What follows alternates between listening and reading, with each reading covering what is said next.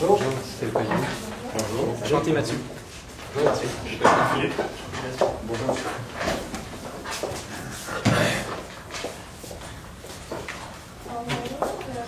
Et règlement français ou en anglais? Français, s'il vous plaît. Parfait. Donc, chaque équipe dispose de 20 minutes afin de présenter son cas au juge. J'affiche un carton pour les 10, les 5 et les 2 dernières minutes et les 3 dernières secondes de la présentation. Lors des 10 dernières secondes du discours, j'indiquerai à l'aide de mes 2 mètres le nombre de secondes restantes. Si vous n'avez pas terminé votre présentation après 20 minutes, elle se verra arrêtée afin de passer à la période de questions. Une période de questions d'une durée maximale de 5 minutes est allouée au jury à la fin de la présentation. Veuillez noter que vous ne pouvez en aucun cas dévoiler le nom ou la provenance de votre université. Je laisse maintenant les juges se nommer. Vous pouvez ensuite débuter votre présentation. Bonjour, mon nom est François Gros, je travaille pour Desjardins Sécurité Financière au siège social. Bonjour, mon nom est Martin Poirier, je suis directeur au sein de l'équipe de gestion des centres financiers SFL. Marie Lavallée, professeur de finance à l'Université de Sherbrooke. Est-ce que c'est possible d'essayer le cliqueur à la OK, parfait. Alors, bonjour, M. la jeunesse. Il me fait plaisir d'être ici aujourd'hui afin de répondre au mandat que M. Bonsecours nous a mandaté. Alors, je nous présente. Nous sommes FSR, firme socialement responsable, expert en évaluation. Je vous présente notre équipe, composée de Philippe Alvé-Turgeon, Mathieu Cesville et moi-même, Gabriel Rondeau. Alors, le plan de présentation. Aujourd'hui, notre présentation se divise en 4 volets. Tout d'abord, nous allons faire une mise en situation. Pour par la suite faire une analyse et une gestion des risques approfondie. Pour par la suite faire une évaluation et enfin terminer avec une recommandation. Vous, monsieur la jeunesse, vous êtes propriétaire du centre financier SFL Hochelaga depuis maintenant 5 ans. Votre but lors de l'acquisition était d'offrir un service auprès de vos représentants et également de créer de la valeur à long terme. On peut voir avec vos résultats que vous avez réussi à créer une tendance soutenue au cours des 4 premières années. Toutefois, pendant la 5e année, il y a eu un ralentissement dans la croissance. Par contre, lorsqu'on regarde le total de vos ventes, soit les nouvelles affaires et les assurances vie en vigueur à l'intérieur des produits d'assurance, on peut remarquer que sur une période de 5 ans, malgré tout, vous avez tout de même une très bonne croissance qui est supérieure au secteur des autres centres de distribution. Il en va de même pour les produits d'épargne. Donc aujourd'hui, afin de pallier à ces problèmes, 2 opportunités s'offrent à vous. Vous avez le choix soit à l'interne, soit de créer une accélération du recrutement auprès des représentants et d'aller à l'externe et d'acquérir un bureau de courtier, soit Clé d'Or, qui est un bureau de courtier indépendant composé de 12 représentants. Donc, c'est pourquoi aujourd'hui, nous sommes ici présents afin de déterminer quelle est la meilleure offre qui s'offre à vous. Donc, tout d'abord, nous avons fait une analyse des risques de votre centre SFL Hochelaga. On a soulevé des risques faibles, soit des forces de votre entreprise. Tout d'abord, il y a une forte notoriété. On sait que ça fait très longtemps que vous travaillez à l'intérieur de ce centre-là, avant même de devenir propriétaire. Également, lorsque vous avez acquis l'entreprise, vous avez fait une restructuration de l'équipe. Vous avez engagé de nouveaux directeurs afin de bien vous épauler dans votre travail pour être en mesure d'avoir une bonne croissance au fur des années. Également, il y a une croissance des ventes, comme on l'a mentionné. Toutefois, l'âge des employés a un facteur un peu plus risqué. Puisque, comme on l'a vu l'an dernier, vous avez un de vos meilleurs représentants qui est parti. Il a vendu ses clients à un nouveau représentant. Toutefois, ce représentant-là n'a pas été en mesure de maintenir le même volume de vente. C'est un peu pourquoi votre croissance a diminué. Également, vous avez vos permis et vous avez une finance responsable. Qu'est-ce qu'on veut dire par finance responsable? C'est que tous vos directeurs sont en mesure de vérifier si les lois et les pratiques sont conformes aux produits d'assurance. Pour ce qui est du premier projet, soit le projet à l'interne, on a remarqué qu'il y a 3 facteurs de succès pour que ce projet-là soit mis en place. Tout d'abord, il y a le nombre d'embauches. Ceci est un peu un défi à relever au cours des prochaines années, puisque l'embauche a diminué pendant les 4 dernières années. Également, il y a la rétention des recrues. C'est une très grosse force que vous avez à l'intérieur de votre entreprise, puisque se situe au niveau supérieur du restant dans le secteur. Également, il y a la productivité des recrues, qu'on a mis comme un risque modéré, puisque les recrues, comparativement à leur CP, ils ont un peu plus de difficultés contrairement au restant du secteur. C'est inférieur. Pour pallier à votre nombre d'embauches, vous avez déjà pris comme disposition d'embaucher un nouveau directeur qui va avoir pour seule responsabilité de s'occuper du recrutement. Donc, on vient gérer tous les risques en lien avec ce projet-ci. Pour ce qui est du deuxième projet, soit l'acquisition en externe, on a relevé que vous avez une bonne connaissance de l'entreprise Prédor, puisque vous y avez travaillé au début de vos activités. Également, ça offre une diversification géographique à l'intérieur de la ville, puisque vous allez couvrir l'Est et l'Ouest. Aussi, cette entreprise a certaines ententes de distribution directe avec quelques manufacturiers, même si elle en a perdu au cours des années, il en reste encore un bon volume que vous allez pouvoir exploiter. Également, il y a des opportunités de revente dans quelques années. On sait que les enfants des personnes en place en ce moment sont enclins à acheter l'entreprise. Toutefois, en ce moment, ils n'ont pas les fonds. Donc, on peut présumer que dans quelques années, ils vont être en mesure de les avoir. Et également, il y a le droit de premier refus de l'actionnaire ayant 75% des parts dans cette entreprise. Donc, nous entrons maintenant dans la section évaluation. La façon dont nous avons procédé, c'est qu'on a évalué les deux entités indépendamment des projets qui sont en vigueur pour savoir quelle était la valeur en date d'aujourd'hui des deux entités que nous avons analysées. Donc, pour commencer, je vais élaborer les différents paramètres que nous avons établis pour SFL. S'en suivra d'une évaluation préliminaire. Nous allons ensuite y aller avec les paramètres pour Clé d'Or. Le même processus suivra pour ce qui est de l'évaluation. Et finalement, évaluation de la croissance à l'interne et évaluation de l'acquisition de Clé d'Or. Donc, pour commencer, au niveau des paramètres, nous avons établi un taux des actionnaires. La façon dont nous avons procédé, nous avons pris le taux sans risque des obligations 10 ans du gouvernement du Canada en date du 31 décembre. Au niveau de la prime de marché, nous avons pris celle de Pablo Fernandez qui recense environ pour 88 pays. C'est un sondage qui a été fait sur un échantillon d'environ 8000. Donc, la prime de marché au Canada qui varie entre 6,5 et 4,1. La façon dont ça a été fait, c'est que nous avons pris la moyenne de 5,3 pour laquelle nous avons ajouté pour les corps types de 1,2, ce qui nous donne une fourchette au bas. Ensuite, au niveau de la prime de taille, c'est avec des données fournies par Duff & Phelps qui utilisent la régression linéaire. Je vais vous l'expliquer juste par après, comment nous avons procédé. Et ensuite, prime de l'industrie négative en raison du bêta que nous avons utilisé de 0,8. Étant donné que les sociétés d'assurance sont généralement un bêta inférieur à 1 par rapport au marché. Et une prime spécifique qui varie entre 0 et 1, étant donné le caractère un peu petit de l'entreprise. Au niveau de la prime de taille, comme je l'ai mentionné précédemment, il y a une constante et une variable X. C'est un phénomène de régression linéaire.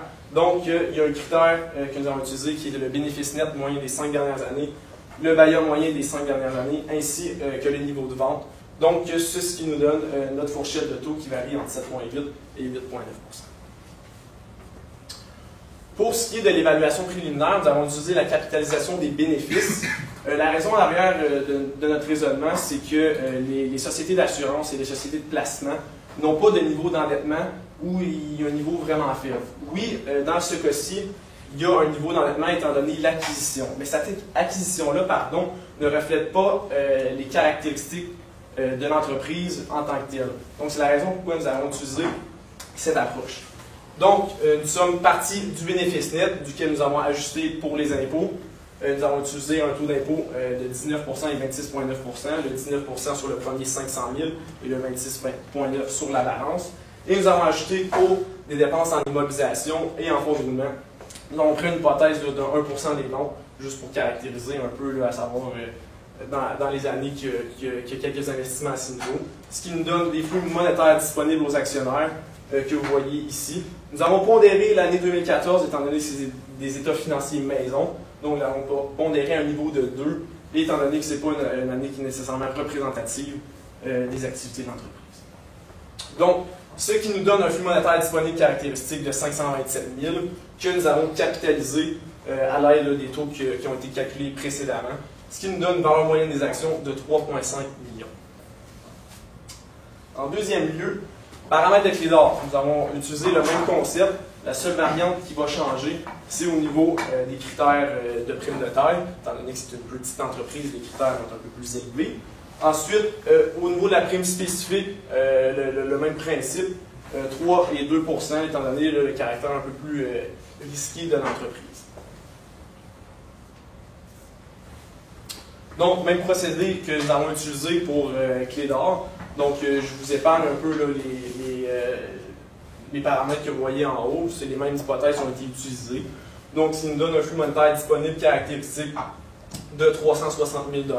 Et juste au niveau de la pondération, nous avons exclu l'année 2009 et nous avons pondéré le plus haut pour l'année qui était la plus récente. Donc, ce qui nous donne des flux monétaires que vous voyez ici. Le type de capitalisation va être un peu différent que pour SFL, ce qui nous donne une valeur moyenne des actions d'environ 2 millions, ce qui n'est pas très loin du 1,8 million que le monsieur envisageait. Donc, si je peux continuer avec les prévisions pour la croissance interne, le projet de croissance interne, non pas l'acquisition.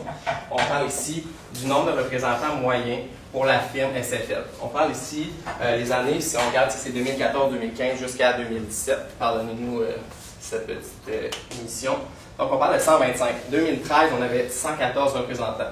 114 représentants auxquels on a vu dans la moyenne des dernières années qu'on ajoutait environ 11 représentants annuellement net de les personnes qui quittent l'emploi ou directement qui sont traînés à retraite. Donc, on parle de 125. Ensuite, ça monte jusqu'à 166 pour l'année 2017. Les ventes par représentant, ce qu'on a pris une moyenne des 5 dernières années de SFL, qui rapporte à peu près 95 000 $ de ventes par représentant, qu'on a appliqué une croissance de 2 %, croissance qui joue autour de l'inflation à peu près, puisque c'est un secteur qui est assez restreint et assez compétitif, donc il n'y a pas beaucoup de croissance à ces niveaux-là. Vente totale, c'est ça, c'est un multiplié par l'autre, qui donne entre 11 à 17 millions pour les années subséquentes. Et les marges avant impôt sur lesquelles on a joué un petit peu, contrairement à SFL. Puis, par la suite, c'est ça, un moyen les bénéfices avant impôt. Et ce qu'on a fait, c'est qu'on a inclus, dans le cas où nous était demandé d'inclure une personne responsable des ressources humaines avec un salaire annuel d'environ 100 000 $. Ce qu'on a fait, c'est qu'on a inclus son salaire directement ici au bénéfice avant impôt. Donc, plus précisément, c'est ça en frais de chiffre. On a les bénéfices nets tirés, qu'on retire les impôts, le même taux d'impôt que mon collègue vous a mentionné précédemment. Duquel, encore là, c'est les mêmes paramètres un petit peu là, au niveau des hypothèses d'investissement en mobilisation de CAPEX, si on veut dire, et de variation du fonds de roulement, qui nous donne des flux monétaires disponibles aux actionnaires entre 424 et 994 000. Encore là, on a appliqué les facteurs d'actualisation avec les mêmes taux expliqués précédemment, qui nous donnent des sommes des flux monétaires actualisés de 2,5 millions. Donc, au niveau de la valeur terminale aussi que nous avons calculé, pardon, nous avons appliqué là, pour au niveau d'une fourchette au bas une variation là, de plus ou moins 5 % pour ce qui est des années à venir là, pour l'infini. Nous avons capitalisé ces montants au même multiple et puis nous avons fait le même procédé le 40, sauf que nous avons additionné à la somme des FM actualisée la valeur terminale, ce qui nous donne une valeur moyenne des actions d'environ 6 millions de dollars en date d'aujourd'hui. Donc, votre projet, c'est ce que ça donne, le net de la valeur aujourd'hui avec le projet, moins la valeur que nous avons calculée précédemment. Donc, au niveau des paramètres et des prévisions pour l'acquisition, c'est un peu le même principe que nous avons utilisé. Seule différence encore, c'est au niveau de la prime de taille, nous avons ajouté pour l'acquisition. Et nous avons utilisé une croissance de 2 % à l'infini, étant donné les synergies qui vont être dégagées post-acquisition avec les domaines de l'assurance. Et la prime spécifique aussi qui change, nous avons ajouté 2 et 1 % pour la fourchette au bas. Et pour ce qui est de la croissance sur les 5 prochaines années, nous avons utilisé un paramètre de 3 %, étant donné que nous allons modéliser les nouvelles ventes dans le futur. Et puis, au niveau de la marge du bénéfice avant impôt, nous avons utilisé une hypothèse de 13 %, ce qui représente une combinaison des deux entités ensemble. Donc, ça, nous avons été vraiment conservateurs. Donc, c'est la façon dont nous avons procédé pour l'évaluation. Donc, vous voyez ici, c'est le même principe que la dernière évaluation au niveau de l'actualisation. Les mêmes hypothèses ont été gardées tout au long pour ce qui est des investissements en mobilisation et du fonds de roulement. ce qui nous donne des flux monétaires disponibles aux actionnaires qui vont varier entre 865 000 et 970 000. Et finalement, la somme des flux monétaires actualisés va donner environ 3 millions. Pour la valeur terminale, c'est encore le même procédé qui a été établi. Donc, une valeur terminale qui va varier entre 6,1 et 7 millions. Donc, la somme des FM actualisés plus la valeur terminale qui est actualisée va donner une valeur moyenne des actions de 6,2 millions. Donc, suite à ces informations, ça fait beaucoup d'informations, beaucoup de chiffres, c'est pourquoi nous allons commencer par une brève recommandation. En fait, nous allons recommander l'investissement ou l'acquisition, en fait, de la société Clé d'Or. Nous recommandons cela, premièrement, puisque si on fait la différentielle en termes de plus-value que l'entreprise va aller chercher quand on parle du projet via la croissance interne ou via l'acquisition, on parle ici de 2,7 millions pour l'acquisition et de 2,5 millions pour la croissance interne. C'est sûr que le projet de croissance interne, ce n'est pas un projet qu'on a à mettre de côté, mais c'est ce qu'on caractérise plus comme un plan B. En fait, si l'offre que vous faites à M. Lafortune n'est pas acceptée ou certains paramètres accrochent, vous avez tout de même ce projet-là pour aller vous chercher de la croissance dans un secteur qui est déjà en forte compétition et qui a peu de croissance possible. Si je peux continuer, cet investissement-là, dans le cas où elle serait acceptée, passerait par un financement de 1,25 million et un échange d'actions de 550 000 pour le total justement de 1,8 qui était déjà sur la table. Je vais vous laisser mon collègue vous expliquer l'échange d'actions de 550 000. Oui, donc comme mon collègue Philippe Olivier l'a mentionné, la façon dont on va structurer la transaction, c'est un financement de 1,25 million, étant donné que votre banque vous donne accès à 70% des fonds pour financer ce projet. Et l'échange d'actions, ce qu'on propose aujourd'hui, c'est d'offrir au monsieur qui est propriétaire de Clé d'Or un échange d'actions pour une valeur de 550 000 $. Ce qui est intéressant, c'est qu'il n'y a pas de sortie de fonds rattachée à cet échange d'actions. Donc, il n'y a pas vraiment d'argent qui sort des coffres et cette acquisition va se financer sur les 5 ans, étant donné que vous allez générer des rendements importants. Et cet échange d'actions-là va donner 9% de la valeur des actions des deux entités consolidées. Donc, vous ne perdrez pas le contrôle de votre entreprise et vous allez pouvoir continuer à mener à terme vos projets de croissance. Donc, un des aspects aussi qui était très important de regarder, à savoir si la transaction pouvait aller de l'avant, c'était la capacité de remboursement. Vous allez aller générer un nouveau prêt auprès de votre banque, mais il y a un prêt actuellement aussi avec Desjardins qui est très important pour oublier et savoir si au niveau des bénéfices avant impôt vont être suffisants pour couvrir ces dépenses-là en intérêt, en remboursement de capital et en investissement en immobilisation. Donc, c'est l'exercice qu'on a réalisé pour les 5 prochaines années, à savoir si les flux disponibles seraient suffisants pour subvenir aux besoins en capital et en intérêt. Donc, vous voyez ici, nous sommes une partie du bénéfice avant impôt. Nous avons soustrait les impôts, les dépenses en immobilisation. Vous voyez ici, le premier, remboursement de capital et intérêt, c'est le prêt qui est actuellement en place pour la première acquisition qui a été faite il y a 5 ans. Et le deuxième, c'est au niveau de la deuxième acquisition que nous avons modélisé sur 5 ans pour être conservateur. Donc, les intérêts aussi, vous voyez, au taux de 5,8 %, ce qui nous donne des flux disponibles nettement suffisants pour financer la transaction aujourd'hui. Donc, il n'y a aucune sortie d'argent qui va être attachée à ce mode de financement. Donc, il y a un autre plan qui est très important à mentionner, c'est vraiment le plan d'action. Dans le cas de l'acquisition, il faut vraiment modéliser, puis il y a certaines actions à faire. Les actions critiques sont en fait sur la première année suivant l'acquisition. Donc, voilà ce que nous allons modéliser via un petit plan d'action à court terme. Court terme, on parle ici de 1er à 3 mois, en fait, à partir de lundi, lorsque vous envoyez l'offre, jusqu'à 3 mois. Moyen terme, 3 à 6 mois, et par la fait même, le long terme de 6 à 12 mois. Au niveau du court terme, on parle de la lettre d'intention pour l'offre d'acquisition envoyée à M. Lafortune. Puis, par la suite, c'est bien important d'effectuer une bonne vérification diligente de l'entreprise, voir si les pratiques sont saines, s'il y a des bonnes pratiques de gestion et tout. Ensuite, à moyen terme, on parle de l'assimilation de nouveaux représentants. Il y a l'embauche de nouveaux représentants, essentiellement, et l'assimilation des 2 équipes de vente, si on peut dire. Par la suite, la modélisation des synergies, puisqu'il y avait, par exemple, différentes marges brutes. Donc, au niveau de la synergie, là, on va pouvoir rechercher autres bénéfices aussi. et mettre en place un processus de relève. Comme on l'avait remarqué, SFL, les représentants, ça va être un petit peu plus vieux. Donc, c'est quelque chose qui est à bien y penser, comme ma collègue l'a mentionné au début, de mettre un espèce de processus de relève sur pied. Si on croit que c'est pas le temps présentement de commencer à penser à ça et de le mettre sur pied pour que vous ne puissiez pas être pénalisé par cela, bien sûr, dans un horizon assez restreint.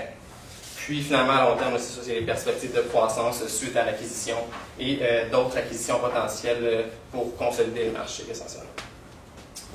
Donc en conclusion, on veut juste attirer votre attention sur un risque potentiel, étant donné que vous êtes dans le domaine de l'assurance et du domaine du placement, et c'est le risque de fraude. Aujourd'hui, vous avez juste un chiffre à retenir, et c'est 5%. Environ 5% des ventes des entreprises canadiennes à chaque année sont perdues dans la fraude. Donc ça, c'est quelque chose qui peut survenir. On peut notamment penser à des clients fantômes qui sont créés ou des fausses dépenses qui sont passées. Donc c'est vraiment quelque chose sur laquelle on veut attirer votre attention. Dans un deuxième mandat, on pourrait réaliser pour vous. Donc c'est vraiment un élément important. Et je vous remercie d'avoir pris le temps d'écouter notre présentation. Et c'est tout pour nous aujourd'hui.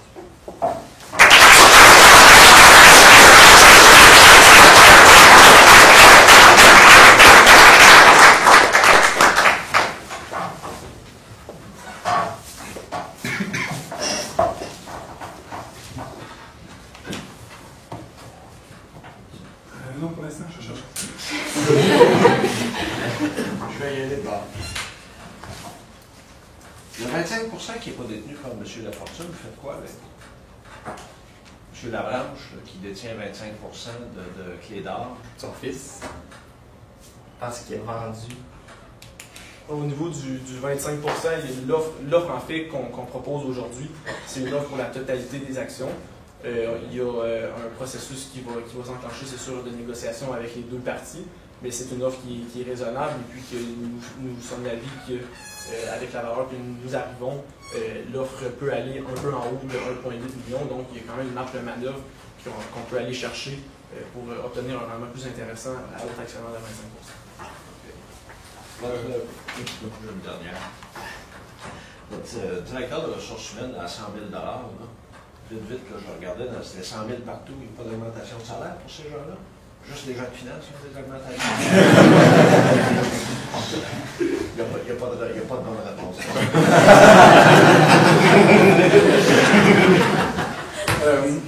J'ai proposé un échange d'actions pour éviter des débourser. C'est pas ce que j'avais en tête. Là. Je pensais que je commençais à être capable là, de procéder à l'acquisition et de ne pas me prendre des partenaires. J'ai de la misère pour m'entendre peut-être avec d'autres gens des fois.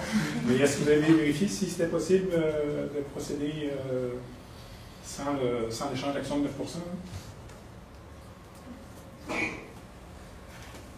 En fait, c'est pas une mauvaise idée en soi, ouais, mais c'est pas ce qui me tente. C'est ça, on comprend, c'est ça, mais on a vraiment spécialisé pour pas que vous perdiez le contrôle. Donc, un échange à 9%, ce qui minimise les risques à ce niveau-là. Cependant, nous, comme société de gestion qui sont spécialisées en consultation, on a regardé votre firme un petit peu comment elle était basée et c'est sûr qu'une société d'assurance comme ça, il y a beaucoup de misère au niveau du financement parce qu'il n'y a pas beaucoup d'actifs tangibles qu'on peut prendre en garantie. Exemple des comptes clients ou des stocks, etc. Donc on sait qu'avec SFL, vous avez une politique comme quoi que vous pouvez financer jusqu'à 70% à un taux d'environ 5,8% sur lequel nous sommes basés. Mais c'est sûr qu'on pourrait repasser à l'étude, voir s'il y a quelques garanties ou même cautionnement de votre part qui pourraient être donnés pour le financement de 100%. Tout à fait.